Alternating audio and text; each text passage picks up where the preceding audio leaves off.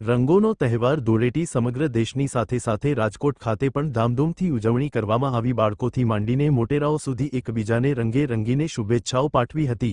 ખાસ કરીને બાળકોએ આ કલરફુલ તહેવારની ખૂબ જ મોજ માણી હતી।